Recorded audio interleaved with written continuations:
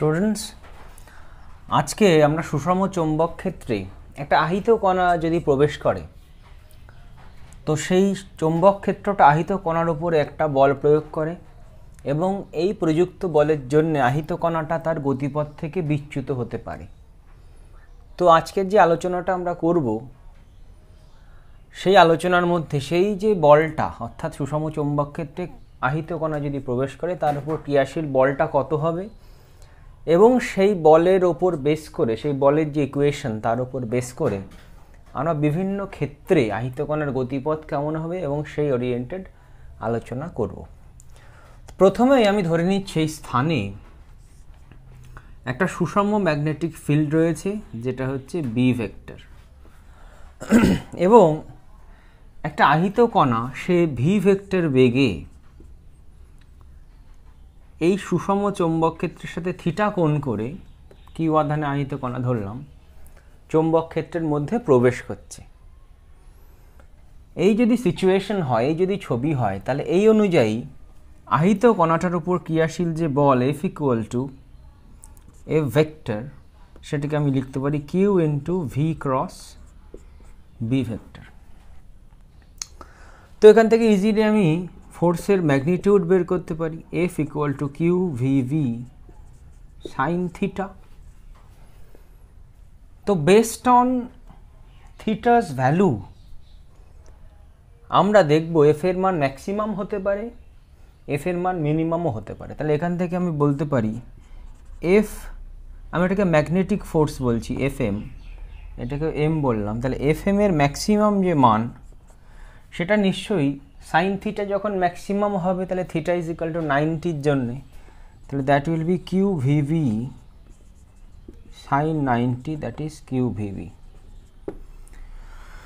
তাহলে এখানে সেই ছবিটা কেমন হবে, এটা যদি তোমার বি ভেক্টর হয় তাহলে কণাটা এইভাবে প্রবেশ করছে 90 ডিগ্রি অ্যাঙ্গেলে, কিউ আধানে আহিত কণা এইভাবে চৌম্বক ক্ষেত্রে প্রবেশ করছে। এটা first equation. And next, F magnetic minimum এটা নিশ্চয়ই হবে for theta is equal to 0, sine থিটার মান 0 হবে বা 180ও হতে পারে। তাহলে সেই ক্ষেত্রে আমরা পাবো Q V V sine 0 or Q V V sine 180, that is 0 দেবে আমাকে। তাহলে তার মানে ওর ওপর কোনো ফোর্স অ্যাক্ট করবে না। তাহলে সেই সিচুয়েশনটা হবে এরকম, এটা যদি আমার বি ভেক্টরটা হয় তাহলে কণাটা ভি ভেক্টর বেগে কিউ আধানে আহিত কণা এইভাবে প্রবেশ করছে, অথবা কিউ আধানে আহিত কণা ভি ভেক্টর বেগে বি এর উল্টো দিক থেকে প্রবেশ করছে। এটা 0 ডিগ্রির জন্য, এটা 180 ডিগ্রির জন্য। তো এই দুটো সিচুয়েশন আমাদের কাছে বেশ ইম্পর্টেন্ট, বেশ গুরুত্বপূর্ণ। এখান থেকে আমরা কিছু ডেফিনেশন পেতে পারি, সেটা একটু খেয়াল করবো এবার।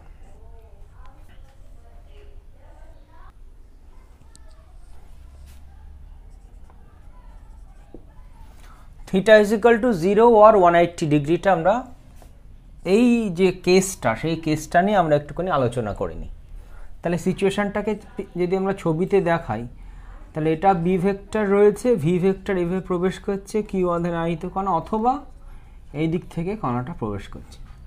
তাহলে এখান থেকে আমরা তো জানি এফ ম্যাগনেটিক তার যে মানটা হবে দ্যাট উইল বি 0 হবে, এবং এখান থেকে আমরা বি এর অভিমুখটা পেতে পারি, বি ভেক্টরের অভিমুখ কোনো একটা স্থানে যে চৌম্বক ক্ষেত্র বিরাজ করছে, সুষম চৌম্বক ক্ষেত্র বিরাজ করছে, ধরে নিলাম আমি আছে, তার ডাইরেকশনটা আমি কি করে পেতে পারি, আমরা এইভাবেও কিন্তু পেতে পারি। দেখো, খেয়াল করো, ধরো এই স্থানে এই চৌম্বক ক্ষেত্রটা বি চৌম্বক ক্ষেত্রটা সুষম এখানে বিরাজ করছে এভাবে, ওকে। তাহলে এই কণাটা বি এর দিক বরাবর যদি আমি প্রবেশ করাই আহিত কণাটাকে, এবং উল্টো দিক থেকেও যদি আমি প্রবেশ করাই, তাহলে কিন্তু সেই কণাটার ওপর কোনো বল ক্রিয়াশীল হবে না, কারণ এফ এম তখন 0 হবে। এর এফেক্ট কি হবে? এর এফেক্ট হবে কণাটা চৌম্বক ক্ষেত্রে প্রবেশ করছে বটে, কিন্তু অবিচ্যুতভাবে সোজাসুজি বেরিয়ে যাবে। তাহলে আমরা এখান থেকে ধারণা পেতে পারি কণাটাকে যে দিক বরাবর প্রবেশ করানো হলো, যেদিক বরাবর প্রবেশ করালে কণাটার উপরে কোনো চৌম্বক বল কাজ করছে না, অর্থাৎ ও অবিচ্যুতভাবে সোজাসুজি চলে যাচ্ছে, এর থেকে বোঝা যাবে কোনো চৌম্বক বল কাজ করছে না, সেই দিকটাই চৌম্বক ক্ষেত্রের দিক, অথবা তার বিপরীত দিকটাই চৌম্বক ক্ষেত্রের দিক। তাহলে এখানে কিভাবে লিখব, যে কোনো একটা আহিত কণা সুষম চৌম্বক ক্ষেত্রে যে নির্দিষ্ট দিকে প্রবেশ করলে সে অবিচ্যুতভাবে সরলরেখা বরাবর নির্গত হয় চৌম্বক ক্ষেত্রের মধ্যে থেকে, অথবা এরকমভাবে বলতে পারো যে নির্দিষ্ট দিকে সুষম চৌম্বক ক্ষেত্রে প্রবেশ করলে তার উপর কোনো বল ক্রিয়াশীল হয় না, সেই দিকটাই বা তার বিপরীত দিকটাই হলো চৌম্বক ক্ষেত্রের দিক। তাহলে এখান থেকে আমরা বি এর অভিমুখটা কিন্তু পেতে পারি। নেক্সট সিচুয়েশন চলে এসো, নেক্সট ডিসকাশনে চলে এসো for theta is equal to 90 degree. এখান থেকে আমরা কি কি পেতে পারি খেয়াল করো। Theta is equal to 90 degree হলে আমরা বলবো F M is equal to, F M এর যে মড সেটা হচ্ছে কিউ ভিভি সাইন 90 সাইন 91, তাহলে F M equal to Q V V, simple F এমই লিখলাম এটাকে, এফ এম ম্যাক্সিমাম যেটা। তাহলে এখান থেকে আমরা যেটা পেতে পারি, প্রথমত এ নাম্বার বললাম, বি এর মান পেতে পারি, বি এর মান পেতে পারি। কি করে পেতে পারি দেখো, এখান থেকে B is equal to F M by Q V, অর্থাৎ বি এর মানের সংজ্ঞা আমরা এখান থেকে দিতে পারি কিভাবে, কোনো সুষম চৌম্বক ক্ষেত্রে একটা আহিত কণা লম্বভাবে যদি প্রবেশ করে তার উপর ক্রিয়াশীল বলের মান এবং ওই আহিত কণার আধান এবং বেগের গুণফলের যে অনুপাত সেটাই হচ্ছে চৌম্বক ক্ষেত্রের মানকে নির্দেশ করে। প্রথম হচ্ছে বি এর মান পেলাম আমরা। সেকেন্ড, বি এর একক, বি এর এককের সংজ্ঞা আমরা এখান থেকে দিতে পারি। খেয়াল করো এই সিচুয়েশন থেকে থিটা ফর 90 থেকে কিউ ইজ ইকুয়াল টু যদি 1 হয়, ভি ইজ ইকুয়াল টু যদি 1 হয়, তাহলে যদি অর্থাৎ কিউ ইকুয়াল টু 1 এবং ভি ইজ ইকুয়াল টু 1 এর জন্য যদি F M is equal to 1 হয়, তাহলে আমরা সেই চৌম্বক ক্ষেত্রকে বলবো একক চৌম্বক ক্ষেত্র। তাহলে সংজ্ঞাটা হবে এরকম, একক আধানযুক্ত কণা একক বেগ নিয়ে সুষম চৌম্বক ক্ষেত্রের সাথে লম্বভাবে চৌম্বক ক্ষেত্রে প্রবেশ করলে তার ওপর যে বলটি ক্রিয়াশীল হয় সেটি যদি একক হয়, বলটি, তাহলে সেই সুষম চৌম্বক ক্ষেত্রকে আমরা বলবো একক সুষম চৌম্বক ক্ষেত্র। এখান থেকে আরও কিছু পেতে পারি, টেসলার সংজ্ঞা পেতে পারি, 1 টেসলা এর সংজ্ঞা, মানে 1 টেসলাকে আমরা কিভাবে বলবো, টেসলার সংজ্ঞাও লিখতে পারো। ঠিক যেভাবে বি এর এককের সংজ্ঞা আমরা দিলাম, ঠিক একইভাবে টেসলার সংজ্ঞাটাও পেতে পারি। খেয়াল করো, Q is equal to 1 coulomb, just Q 1 এখানে কুলম করে দেবো, কারণ টেসলা হচ্ছে বি এর SI unit.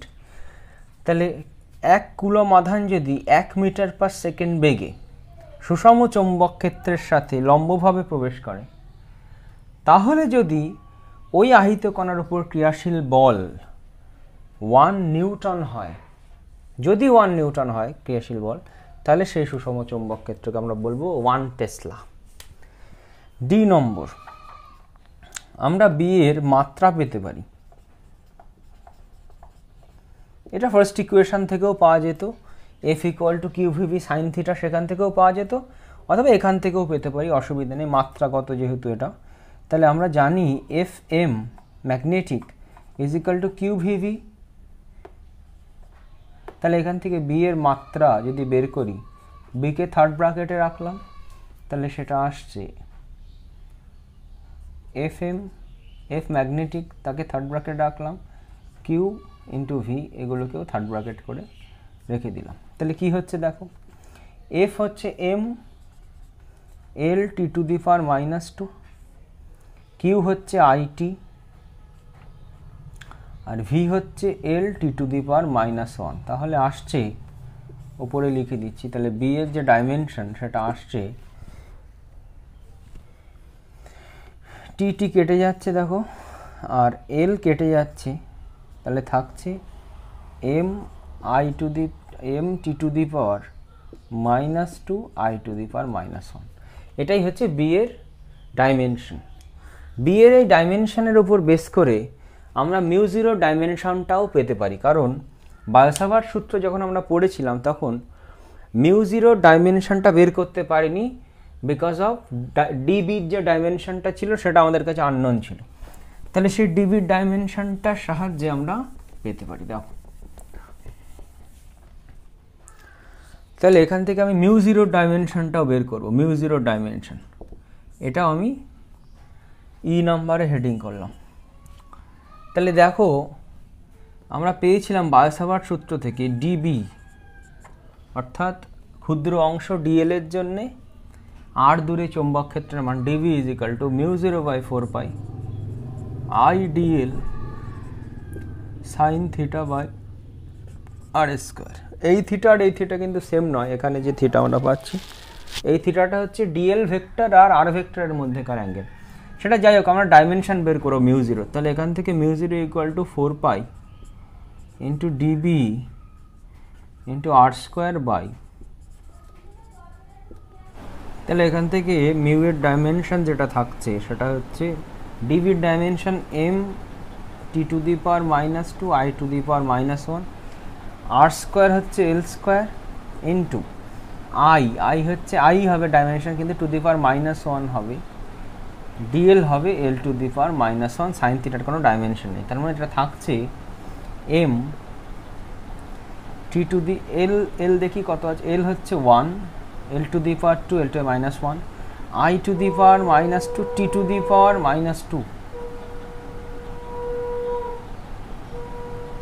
t⁻2 and i⁻⁻1, this is -1 so this is -2, this is μ0's dimension বা মিউ এর ডাইমেনশন। এটা কিন্তু পরীক্ষা পারপাস বেশ ইম্পর্টেন্ট, সাধারণত বইতে দেয়া থাকে না, রেডি করবে এটা।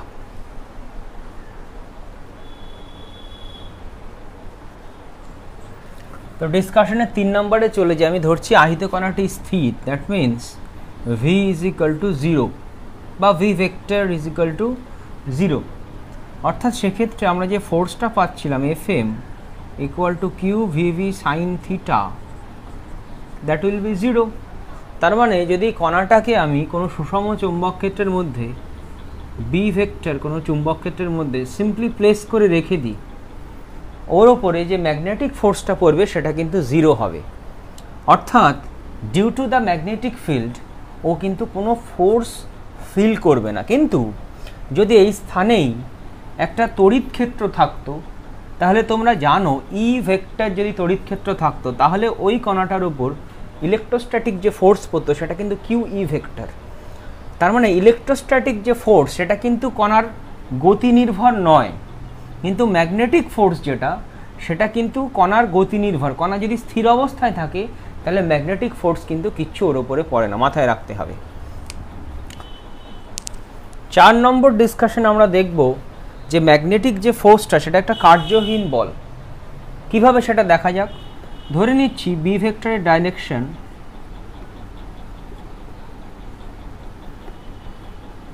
এটা ভি ভেক্টর, এটা V vector.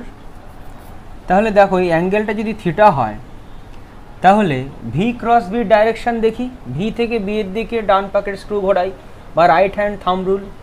Right hand thumb রুলের সাহায্যে ভি থেকে বি এর দিকে 4টে আঙুল ঘোরালে আমরা দেখতে পাচ্ছি যে ম্যাগনেটিক যে ফোর্স তার ডাইরেকশন হচ্ছে গিয়ে ঊর্ধ্বমুখী। তাহলে এটা হচ্ছে ভি ক্রস বি এর ডাইরেকশন। তাহলে ম্যাগনেটিক ফোর্স কি, জাস্ট এর সাথে কিউটা গুণ হয়ে যাবে। তাহলে এটাই হচ্ছে F M vector. F M ভেক্টরেরও ডাইরেকশন এইটা। তাহলে এই যে ক্রস গুণফলটা কিউ ভি ক্রস বি, সে তো এর সাথেও লম্ব আর এর সাথেও লম্ব। এর অর্থ কি? এর অর্থ হচ্ছে এফ এমটা ভি ভেক্টরের সাথে লম্ব। আমরা জানি V vector is parallel with displacement vector বা সরণ ভেক্টর। এখন ডব্লিউ ইজ ইকুয়াল টু আমরা জানি F vector dot S vector হয়, দ্যাট ইজ এখানে যদি ম্যাগনেটিক ফোর্স নিই তাহলে এফ এম, তাহলে F M S cos V vector যদি এস ভেক্টরের সাথে প্যারালাল হয় তাহলে এস ভেক্টরটা ভি ভেক্টরের দিকেই হবে। তার মানে এস ভেক্টর আর এফ এম ভেক্টরের মধ্যেকার অ্যাঙ্গেল 90 ডিগ্রি হবে। তাহলে এফ এম এস কজ 90 হবে, দ্যাট উইল বি 0। তার মানে আমাকে ম্যাগনেটিক ফোর্স দ্বারা যদি কৃতকার্য বের করতে বলে সেটা সর্বদা 0 হবে। এর অর্থ কি? ওয়ার্ক এনার্জি থিওরেম থেকে আমরা জানি W is equal to delta kinetic energy, that means kinetic এনার্জির পরিবর্তন। যেহেতু এখানে W ইকুয়াল টু 0, তাহলে আমরা বলতে পারি delta half M V square is equal to 0, that means half M V স্কয়ারে কোনো পরিবর্তন নেই, তাহলে ভি ইকুয়াল টু কনস্ট্যান্ট। এর অর্থ কি? যে আহিত কণাটা রয়েছে আমার কাছে, তার উপরে ম্যাগনেটিক ফোর্স অ্যাক্ট হচ্ছে বটে, কিন্তু সেই ম্যাগনেটিক ফোর্স বেগের মানকে পরিবর্তন করতে পারছে না। অর্থাৎ ফোর্স অ্যাক্ট হচ্ছে কিন্তু বেগের মান পরিবর্তন হচ্ছে না। তার মানে F is equal to M E, এই যে ইকুয়েশন, এই ইকুয়েশন কি ইনভ্যালিড হয়ে যাবে? আনসার হচ্ছে না। কেন? এ হচ্ছে তো ত্বরণ ভেক্টর, এখানে ফোর্স অ্যাক্ট হচ্ছে কিন্তু বেগের কোনো পরিবর্তন নেই বা বেগের মানের কোনো পরিবর্তন নেই। তার মানে কি ত্বরণ নেই?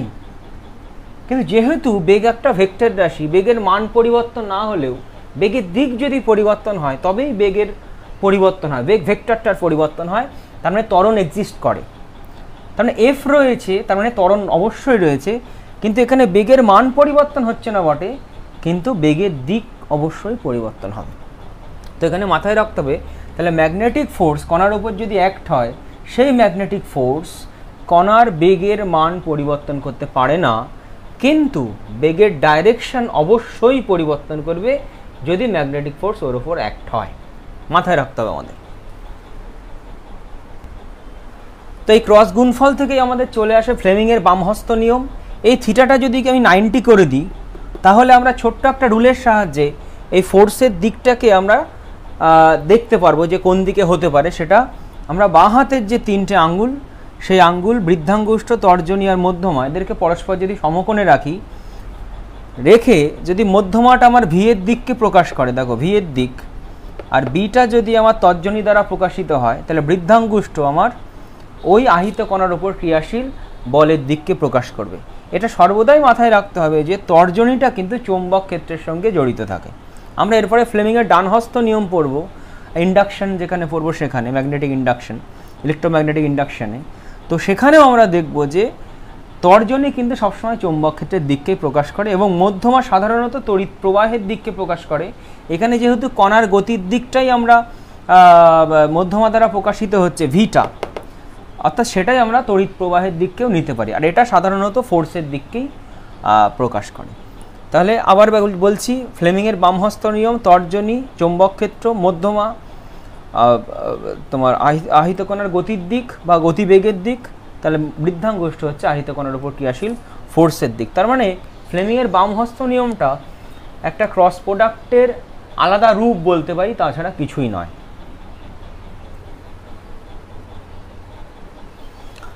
নেক্সট আমরা দেখব আহিত কণাটার গতিপথটা কেমন হয়। ফার্স্ট অফ অল আমরা theta is equal to 0 degree বা 180 ডিগ্রির জন্য একটু দেখছি।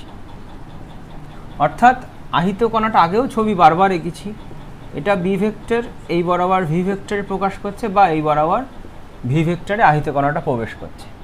এর ফলে কি হবে, এফ ম্যাগনেটিক যেটা হবে কণার ওপরে, দ্যাট উইল বি 0 হবে, কোনো ফোর্সই ওর ওপর অ্যাক্ট করবে না। এর ফলে আহিত কণাটা যে পথে যাচ্ছিল, কোনো ফোর্স যদি অ্যাক্ট না করে, তাহলে ওই কণা ওই পথেই কিন্তু চলে যাবে। কোনো ফোর্স অ্যাক্টই করছে না কণার ওপরে, তাহলে ওকে ওর গতিপথ থেকে বিচ্যুত করার তো কেউ নেই। তার মানে এখান থেকে বলতে পারি আমি কণার গতিপথ সরল রৈখিকই হবে, স্ট্রেট লাইনেই কিন্তু কণাটা যাবে। 2 নম্বর এবং সবথেকে ইম্পর্টেন্ট যেটা, সেটা হচ্ছে থিটা ইজ ইকুয়াল টু 90 ডিগ্রির জন্য। অর্থাৎ কণা যখন লম্বভাবে প্রবেশ করছে তখন তার গতিপথটা কেমন হবে সেটা আমাদের একটু জানতে হবে। এবার খেয়াল করো, সেটা করবার জন্য আমি ধরে নিচ্ছি এই স্থানে একটা সুষম চৌম্বক ক্ষেত্র রয়েছে। সুষম চৌম্বক ক্ষেত্রকে আমরা কিভাবে প্রকাশ করতে পারি একটু দেখে নাও। এই সাইনটার অর্থ হচ্ছে এই বোর্ডের তলের সাথে বলরেখাগুলো ওপর দিকে লম্বভাবে আসছে, এটা একটা সুষম চৌম্বক ক্ষেত্র। অথবা আমরা এভাবে দেখাতে পারি, এরা ইকুয়ালি স্পেসড হবে, অথবা আমরা এভাবেও দেখাতে পারি, যেটা আমরা আগেই দেখেছি, এটাও দেখাতে পারি সুষম চৌম্বকের ইকুইডিস্ট্যান্ট লাইনগুলো হবে। এই সবকটাই সুষম চৌম্বক ক্ষেত্র রিপ্রেজেন্টেশনের রূপ। তাহলে ধরে নিচ্ছে এই স্থানে একটা সুষম চৌম্বক ক্ষেত্র রয়েছে এবং তার মধ্যে একটা কণা, আহিত কণা চৌম্বক ক্ষেত্রের মধ্যে প্রবেশ করছে। কিভাবে প্রবেশ করছে, আমি কোনো একটা পয়েন্ট ধরছি এখানে, ধরো এই বিন্দুতে ভি ভেক্টর বেগে, এটা পি পয়েন্ট আমি বললাম, চৌম্বক ক্ষেত্রের মধ্যে কণাটা প্রবেশ করছে, কিউ আধানে আহিত কণা। বলরেখাগুলো সব এইভাবে ওপরের দিকে রয়েছে এবং কণাটা ভি ভেক্টর বেগে এই তলের সাথে প্রবেশ করছে। দ্যাট মিনস ভি ভেক্টর আর বি ভেক্টরের মধ্যেকার অ্যাঙ্গেল 90 হচ্ছে, তার মানে থিটা ইকুয়াল টু 90 ডিগ্রিতে আমরা কাজ করছি, কিউ আধানে আহিত কণা। তাহলে সবার আগে ফ্লেমিংয়ের বামহস্ত নিয়মের সাহায্যে এর উপর ক্রিয়াশীল ম্যাগনেটিক ফোর্সের ডাইরেকশনটা দেখা যাক। তাহলে দেখো, এটা যদি তোমার বি হয়, এটা যদি ভি হয়,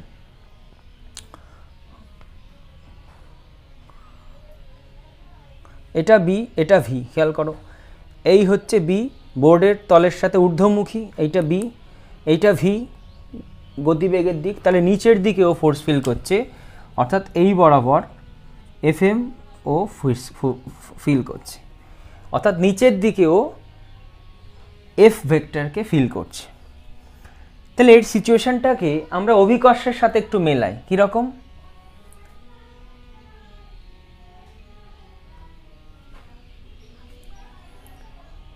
সিচুয়েশনটাকে আমরা একটু অভিকর্ষের সাথে একটু আমরা যদি মেলাই, তাহলে জিনিসটা এরকম দাঁড়ায়। খেয়াল করো, একটা কণাকে আমি ভি ভেক্টর বেগে এই বরাবর যদি প্রজেক্ট করি অনুভূমিকভাবে, আর অভিকর্ষ সবসময় নিচের দিকে কাজ করছে আমরা জানি, তাহলে এই সিচুয়েশনের পরে ওর গতিটা কেমন হবে?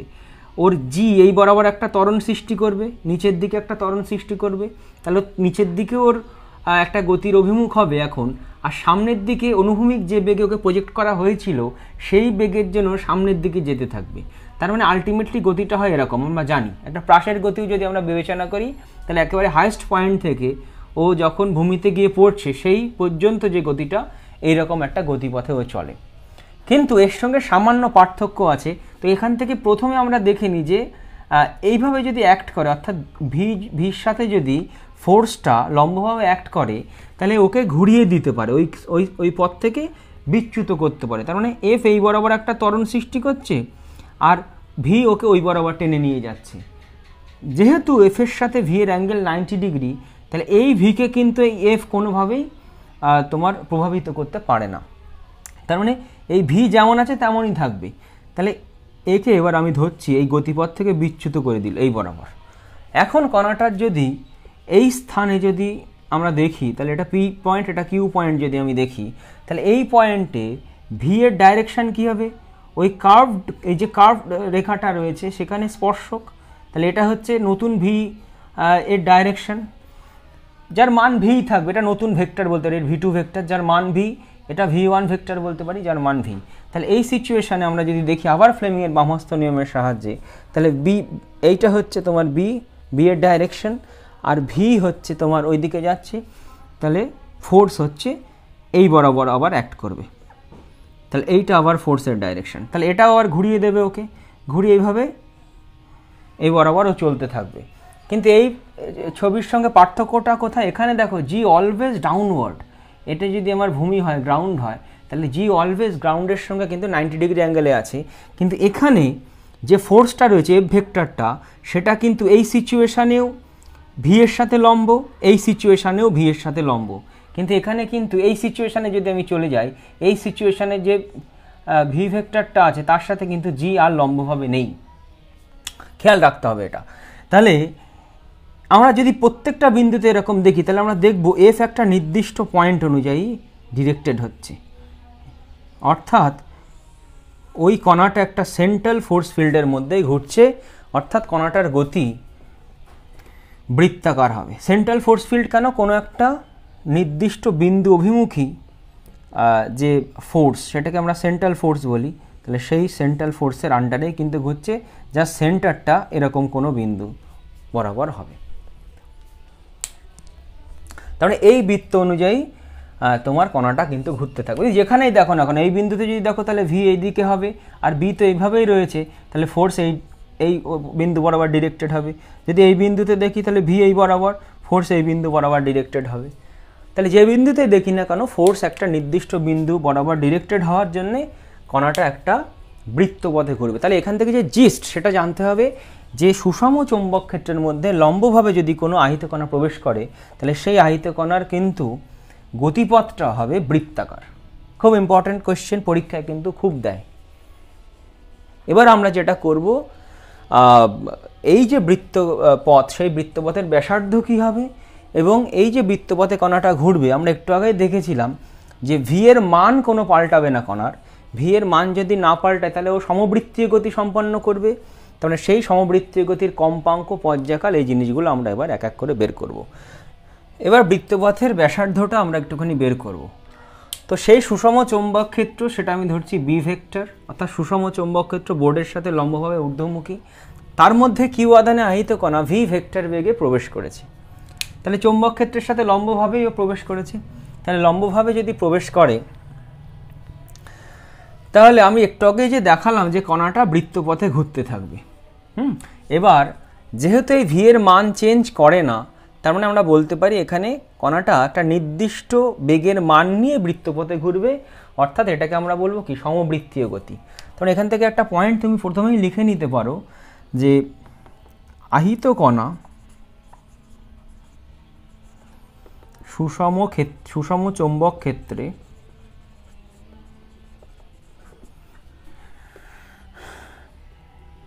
লম্বভাবে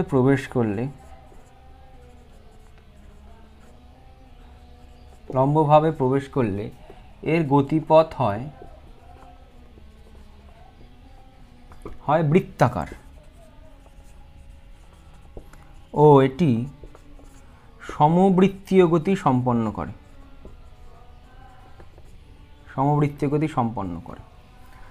তো এখন সেই বৃত্তপথের ব্যাসার্ধটা আমরা একটুখানি বের করব। তো দেখো, বৃত্তপথে যখন ও কণাটা ঘুরবে তখন নিশ্চয়ই ওর প্রয়োজনীয় অভিকেন্দ্র বল দরকার। ও যদি ভি বেগের মান নিয়ে আর ব্যাসার্ধের বৃত্তপথে ঘোরে, কণার ভর যদি এম হয় তাহলে প্রয়োজনীয় যে অভিকেন্দ্র বল সেটা হচ্ছে M V square by R. That is equal to, এখানে সেটা কে প্রদান করবে, সেই বলটা কে দেবে, সেটা হচ্ছে এই আহিত কণার উপর যে ম্যাগনেটিক ফোর্স অ্যাক্ট হচ্ছে 90 ডিগ্রি কোণে ঢোকার জন্যে সে প্রদান করবে, সেটা হচ্ছে Q V B. That is এখান থেকে আমরা আর পাচ্ছি, দেখো M V by Q B. তাহলে বৃত্তপথের ব্যাসার্ধ আর ইকুয়াল টু হয়ে গেল M V by Q B. এবার কণাটার যদি গতিশক্তির মান ই হয়, তাহলে আমরা জানি এম ভি অর্থাৎ তার যে ভরবেগ P is equal two √2mE আমরা জানি। তাহলে M V equal two √2mE। তাহলে এই ইকুয়েশনটাকে আমি এইভাবেও লিখতে পারি √2mE বাই কিউবি। আমাদের অঙ্ক করতে ইকুয়েশনটা দুটোই কিন্তু একই রকমভাবে কাজে লাগবে, দেখবো এরপরে।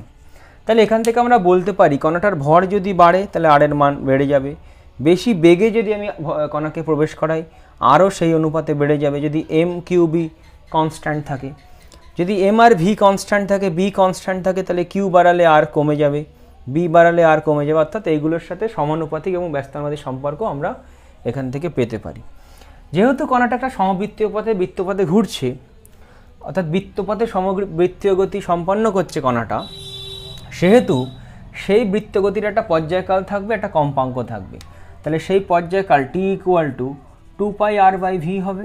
তাহলে এখান থেকে দেখো r/vর মান যদি আমি বসিয়ে দিই তাহলে দ্যাট উইল বি m/qv। তাহলে এটা আসছে টি ইকুয়াল টু 2πm/qv। তাহলে এটা হচ্ছে ওই পর্যায়কালের মানটা 2πm/qv। তাহলে একইভাবে আমরা কম্পাঙ্কও বের করতে পারি। কম্পাঙ্ক n is equal two 1/T, সেটা হবে কিউবি, উল্টে দাও জাস্ট টিকে 2πm। এটাকে এইভাবে অনেক সময় মনে রাখি 1/2π q/m into B. 1/2π q/m into B হচ্ছে ওই সমবৃত্তীয় গতির কম্পাঙ্ক। বেশ ইম্পর্টেন্ট, এটার একটা আলাদা নাম আছে, এটাকে আমরা বলি সাইক্লোট্রন কম্পাঙ্ক।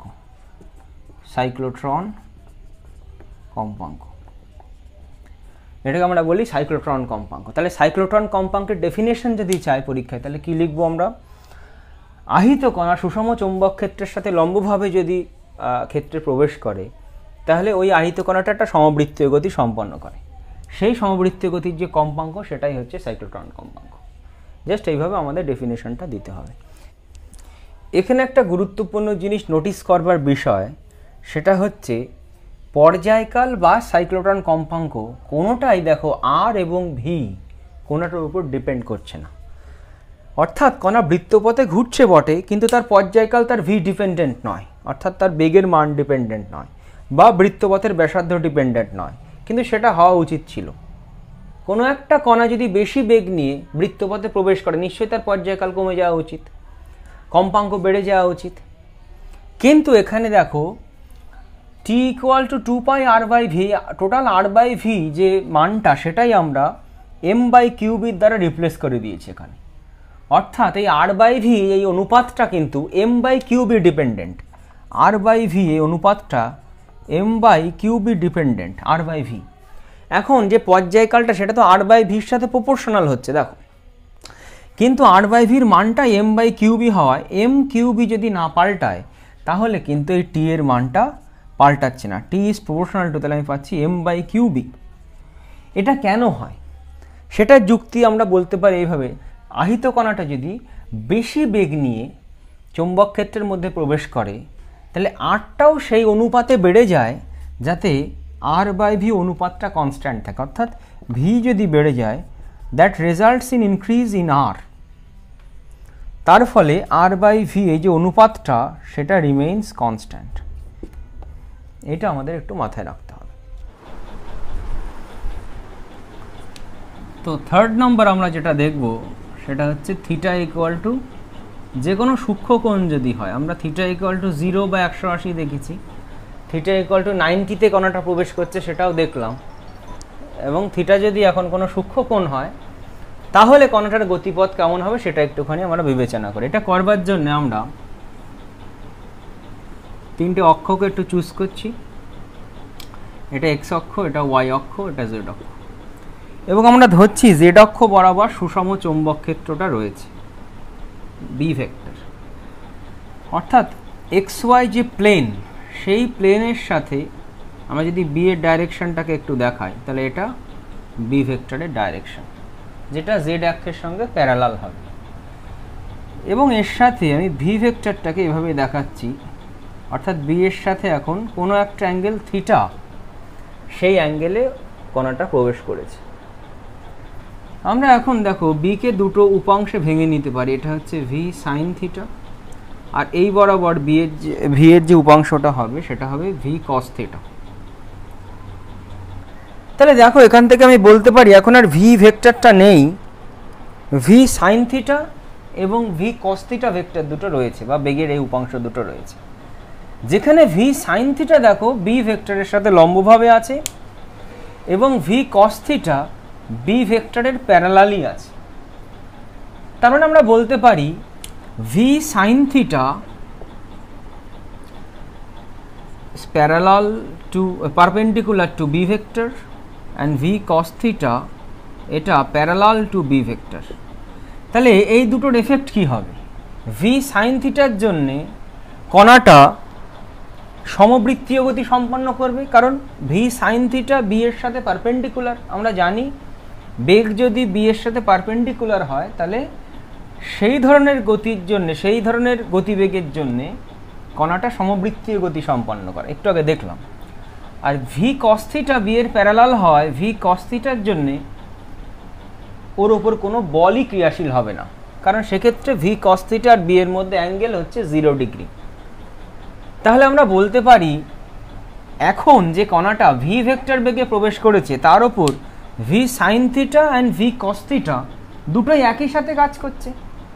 তাহলে ওই কণাটার গতি ভি সাইন থিটার জন্য হবে বৃত্তাকার, ভি কস থিটার জন্যে ওর ওপর কোনো ম্যাগনেটিক ফোর্স অ্যাক্ট করবে না। তার মানে ভি কস থিটার জন্য ও ভি কস থিটার দিকে চলতে থাকবে, তাহলে ভি সাইন থিটাকে ঘোরাবে আর ভি কস থিটাকে ওপরে তুলবে। তার মানে সেই সেন্সে আমরা বলতে পারি কণার গতিটা হবে ঘুরতে ঘুরতে ওপরে ওঠা। তার মানে আলটিমেটলি যে গতিটা হবে কণার সেটা হবে এই জেড অক্ষকে, জেড অক্ষের যে প্যারালাল সে তাকে অক্ষ করে কণাটা ভি সাইন থিটার জন্য ঘুরবে আর ভি কস থিটার জন্য উপরের দিকে উঠবে। তাহলে ভি সাইন থিটার জন্য ঘুরবে আর ভি কস থিটার জন্য উপরের দিকে কণাটা উঠবে। এই এরকমভাবে কণার গতিপথটা হবে, এইভাবে চলতে থাকবে। তাহলে গতিপথের নেচারটা আমি কিভাবে বলবো? এটাকে বলা হয় পেঁচানো স্প্রিংয়ের মতো গতি, স্প্রিংয়ের মতো গতিপথ। আর কি বলে একে? শঙ্খিলাকার গতিপথ বলে, শঙ্খিলাকার। ইংরাজিতে বলে helical path.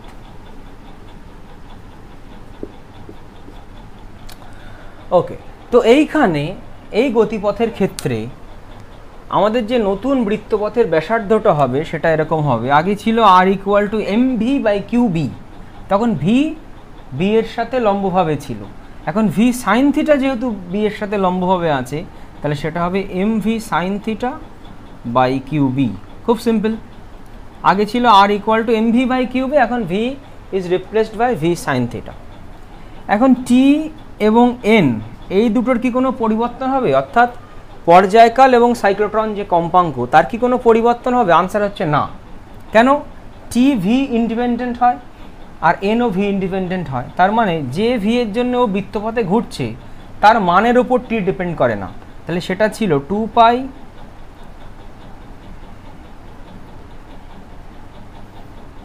Into কিউবি by M, এটা ছিল টি এর মান।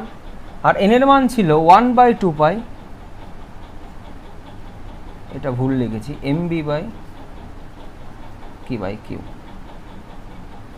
টি equal to 2 pi M B by Q আর N equal to Q by 2m, Q by M 1/2 pi Q by M into B. তাহলে টি আর এন সেটা কিন্তু আনচেঞ্জ থাকছে। এই ধরনের গতির ক্ষেত্রে একটা টার্ম ইউজ করা হয়, সেটা হচ্ছে গতিপথের পিচ। পিচ, এই গতিপথের পিচ কি? পিচ বলতে আমরা কি বুঝি? দেখো, আমরা স্ক্রু গেজ যখন নিয়ে প্র্যাকটিক্যাল করেছি তখন স্ক্রু গেজে একটা লিনিয়ার স্কেল থাকে, একটা সার্কুলার স্কেল থাকে। তো সার্কুলার স্কেলটা টোটাল একবার ঘূর্ণনে, লিনিয়ার স্কেল যতটুকুনি এগিয়ে যায় তাকে বলা হয় স্ক্রু গেজের পিচ। ঠিক একই রকমভাবে এখানেও একবার পূর্ণ ঘূর্ণনে ভি সাইন থিটার জন্য তো ঘুরছে বৃত্তপথে, তাহলে ভি সাইন থিটার জন্য একবার পূর্ণ ঘূর্ণনে ও জেড অক্ষ বরাবর যতটুকুনি এগিয়ে যায় সেটাকে বলা হয় বৃত্তগতির পিচ। তাহলে দেখো, ভি সাইন থিটার জন্যে ও তো ঘুরছে, তার জন্য পর্যায়কাল তো এটাই আছে। তাহলে পুরো একবার বৃত্তপথে ঘুরে আসতে এই টাইমটাই লাগছে। সেই টাইম জুড়ে ভি কস থিটাকে ওপরে তুলছে এবং ভি কস থিটার মান তো আর পাল্টাচ্ছে না। তাহলে বৃত্তগতির পিচকে আমরা যদি স্মল পি দিয়ে প্রকাশ করি, তাহলে P is V cos theta into capital T is equal to v cos theta and capital T 2 pi mb by q। তাহলে এখান থেকে দেখো, আমরা যদি mb by q এর মানটা এই r ড্যাশ থেকে বসাতে পারি, mb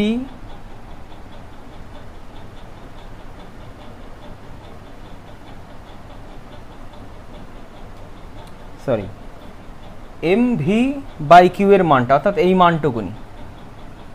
এখান থেকে দেখো যে এমভি বাই কিউ এর যে মানটা এসছে সেটা যদি আমরা এই আর ড্যাশের এক্সপ্রেশন থেকে বসাতে পারি, এই যে এমভি বাই কিউ এই মানটা যদি বসাতে পারি, তাহলে MV by Q is equal to আসছে আর dash B by sine theta. তাহলে cos theta into MV by Q মানে হচ্ছে আর ড্যাশ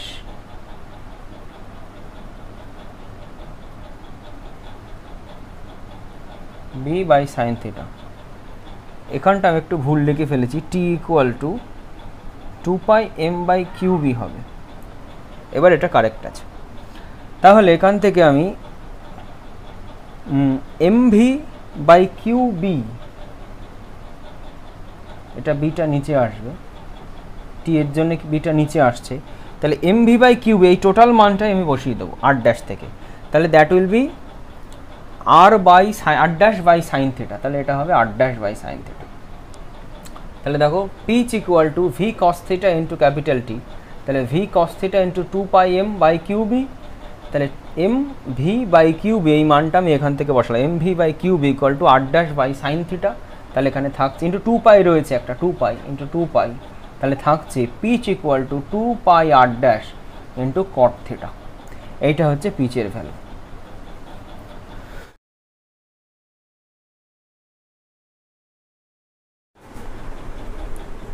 তো নেক্সট আমরা আলোচনা করব লরেঞ্জ ফোর্স সম্বন্ধে। কোনো একটা স্থানে একটা তড়িৎ ক্ষেত্র এবং একটা চৌম্বক ক্ষেত্র যদি একই সাথে থাকে, তাহলে তার মধ্যে থেকে যদি একটা আহিত কণা, কিউ আধানে আহিত কণা একটা নির্দিষ্ট বেগে তার মধ্যে থেকে যদি পাস করে, তাহলে সেই আহিত কণাটার ওপর তড়িৎ ক্ষেত্রজনিত বলও অ্যাক্ট করবে এবং চৌম্বক ক্ষেত্রজনিত বলও অ্যাক্ট করবে। তো কিউ আধানে আহিত কণা ভি ভেক্টর বেগে ধরছি, তড়িৎ ক্ষেত্র ই ভেক্টর এবং চৌম্বক ক্ষেত্র বি ভেক্টর একই সাথে কোনো স্থানে আছে, অর্থাৎ ইলেকট্রোম্যাগনেটিক ফিল্ড আছে একসাথে, তড়িৎ চুম্বকীয় ক্ষেত্র একসাথে আছে, সেই স্থানে যদি কিউ আধানে আহিত কণা ভি ভেক্টর বেগে প্রবেশ করে, তার উপরে ইলেকট্রোস্ট্যাটিক যে ফোর্স কিউ ই ভেক্টর এবং চৌম্বকীয় বল সেটা F M vector is equal to Q into V cross B, এ দুটো আমরা অলরেডি আগেই দেখে ফেলেছি। তো এই দুটোর যে লব্ধি সেটাকে যদি বলি এফ ভেক্টর, সেটা হবে F E vector plus F M vector, এটাকে আমরা বলবো একসাথে লরেঞ্জ ফোর্স, এটাকে আমরা বলবো লরেঞ্জ ফোর্স, এটাকে বলবো লরেঞ্জ ফোর্স। তো এবার একটা সিচুয়েশন আমরা দেখব যে ম্যাগনেটিক ফোর্স কখন মিনিমাম হতে পারে। নিশ্চয়ই আমরা জানি if V vector is parallel to B vector যদি হয়, তাহলে F M will be minimum, F M will be 0, then Q V B sine theta sine 0 হবে বা সাইন 180 হবে যদি ভি প্যারালাল টু বি হয়। এখন এই যে এফ ই ভেক্টরটা, এটা তো কিউ ই, তাহলে এটা কিন্তু কণার বেগের উপর ডিপেন্ড করছে না, অর্থাৎ কণাটা তড়িৎ ক্ষেত্রের মধ্যে যদি স্থির করেও বসিয়ে রাখি আমি, তাও কিন্তু ওর উপর ফোর্স কিউ ই ভেক্টর কাজ করবে। তো এখন একটা সিচুয়েশন আছে, সেই সিচুয়েশানে আমরা দেখব যে টোটাল যে লরেঞ্জ ফোর্সটা এফ ভেক্টর, সেই টোটাল লরেঞ্জ ফোর্সটাই মিনিমাম হতে পারে, অর্থাৎ 0 হতে পারে। সেই সিচুয়েশানটা আমরা এখানে একটুখানি ডিসকাস করব। তাহলে এখানেই সেটা আমি নিয়ে নিচ্ছি।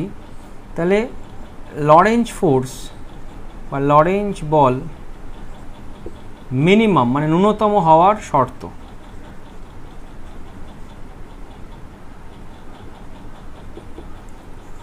প্রথম শর্তই যেটা, যে ইলেকট্রিক ফিল্ড আর ম্যাগনেটিক ফিল্ড যেটা, এটা ইলেকট্রিক ফিল্ড এবং ম্যাগনেটিক ফিল্ড এটা একে অপরের সাথে লম্বভাবে থাকতে হবে এবং এদের উভয়ের সাথেই লম্বভাবে জেড অ্যাক্সিস বরাবর, এটা আমি জেড অ্যাক্সিস বললাম, এটা এক্স অ্যাক্সিস, এটা ওয়াই অ্যাক্সিস, জেড অ্যাক্সিস বরাবর ভি ভেক্টর বেগে ধরো আমি কিউ আধানে আহিত কণাটাকে প্রজেক্ট করলাম এই বরাবর।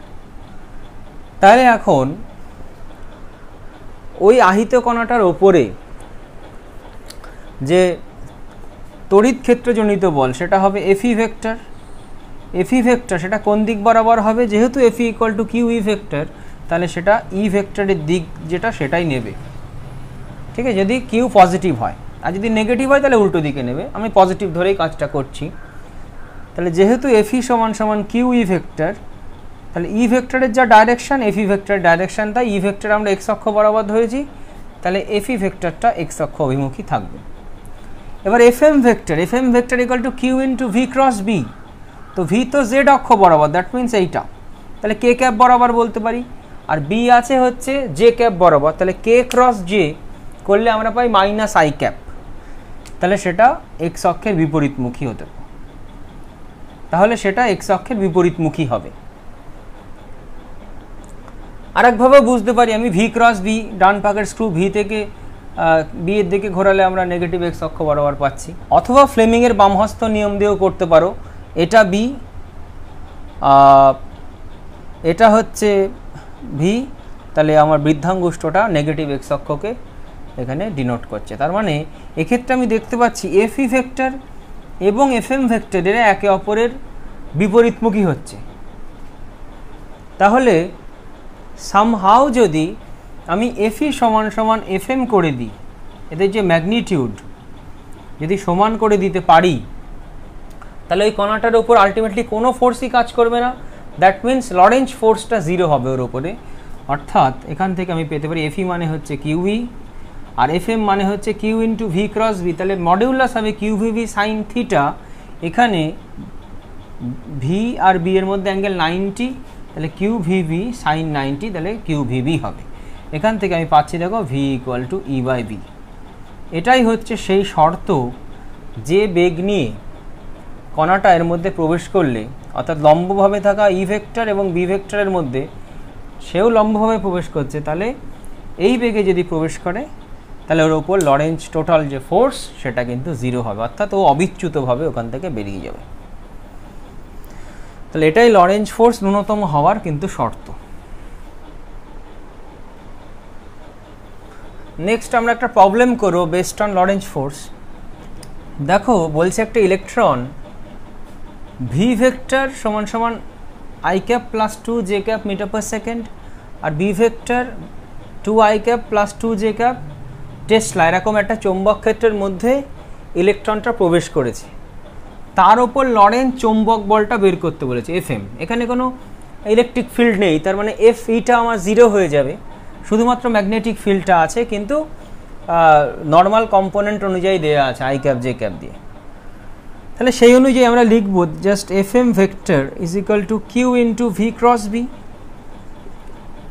যেহেতু দেখো এখানে ভিতে দুটো কম্পোনেন্ট আছে, জেড কম্পোনেন্টটা নেই, বিতেও জেড কম্পোনেন্ট কিছু নেই, তার মানে আমরা এখানে বক্স করে ক্রস গুণফল করবার দরকার নেই, সিম্পলি আমরা গুণ করে করে করবো। দেখো কিউ যেমন আছে রইল, আমি যদি ভি ক্রস বি করি তাহলে I cross 2 I cap cross 2 I cap করলে 0 দেবে, আই ক্যাপ 0, আই ক্যাপের সঙ্গে 2 জে ক্যাপ করবো তাহলে দেবে 2 চলে আসছে। I cap cross J cap মানে হচ্ছে আই ক্রস জে মানে কে ক্যাপ, আই জে কে যদি হয় তাহলে I J J K K I করলে আমরা পাই। অর্ডার যদি মেনটেন্ড হয় তাহলে আই থেকে জে থেকে কে থেকে আই করলে যে কোনো দুটো নেবো, অন্যটা হবে। আর যদি অর্ডার উল্টো হয়ে যায়, অর্থাৎ আই কে জে আই, তাহলে যেটা বাকি থাকছে সেটা মাইনাস দিয়ে হবে। তাহলে এখানে এসছে আই ক্রস 2 জে ক্যাপ, তাহলে আই ক্রস জে, তাহলে বাকি থাকছে কে ক্যাপ, তাহলে 2 কে ক্যাপ। তাহলে আই দিয়ে দুটো টার্ম বেরিয়ে গেল। এবার জে দিয়ে 2 জে ক্রস 2 আই, তাহলে 2 দুগুণ হচ্ছে 4, তাহলে 4 লিখলাম, হচ্ছে কত, তাহলে জে ক্রস আই, তাহলে জে ক্রস আই দেখো উল্টো দিকে যেতে হচ্ছে, তাহলে জে ক্রস আই, বাকি রয়েছে শুধু কে, তাহলে মাইনাস কে হবে, তাহলে দিস ইজ মাইনাস কে, তাহলে প্লাস 4 মাইনাস কে ক্যাপ। আর শেষের টার্মটা 2 J cross 2 J, J cross J 0 হবে, তার মানে এই টার্মটাই থাকবে Q into 6 not 6 sorry q into 2 k cap, কিন্তু মাইনাস কে ক্যাপ হচ্ছে। ওকে, এবার ইলেকট্রন প্রবেশ করেছে, তাহলে ইলেকট্রনের আমি আধানটা বসিয়ে দিই। ইলেকট্রনের আধান -1.6 10 to the power -19 into 2 into minus K cap. যেই চার্জ বসালাম সেই এককটা লিখলাম নিউটন। তার মানে এখানে থাকছে মাইনাস কে তাহলে প্লাস, তাহলে 3.2 into 10 to the power -19 Newton. এটাই হবে ইলেকট্রনটার উপর ফোর্স, ম্যাগনেটিক ফোর্স। কিন্তু সেই ফোর্সের ডাইরেকশন কি হলো, কে ক্যাপ রয়েছে একটা, তাহলে আলটিমেটলি দেখো এসেছে প্লাস কে ক্যাপ, তার মানে জেড অক্ষ অভিমুখী ওর উপর ফোর্স অ্যাক্ট করবে, অর্থাৎ জেড অক্ষ অভিমুখী ওর উপর ফোর্স অ্যাক্ট করবে এবং যার মান হবে 3.2 10 to the power -19 নিউটন।